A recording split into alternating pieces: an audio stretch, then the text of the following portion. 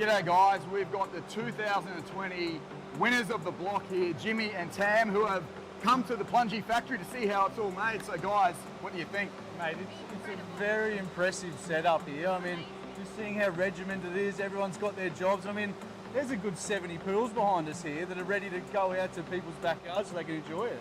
That's exactly right. So they're rolling off the production line like hotcakes right into people's projects. That means that you can save time, and I know you guys have got a Plungie project coming up yourself. We do, yeah. So we're about to start a renovation. We're in the planning process now, and I mean, our daughter Frankie, she loves swimming.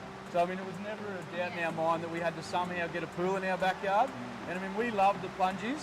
I mean, they've skyrocketed through. Everyone's got them, and everyone needs to have them. Even on days like this where it's raining outside, your Plungie can still be constructed in here and you're not going to lose any time. And you guys know what pressure is like on a building site, being on the block and whatnot. Yeah. You know, I know this year we got Mitch and Marks included a Plungie, Tanya and Vito, but you guys, you're probably kicking yourself you couldn't include one last year. We were really lucky our pools were poured when we got there.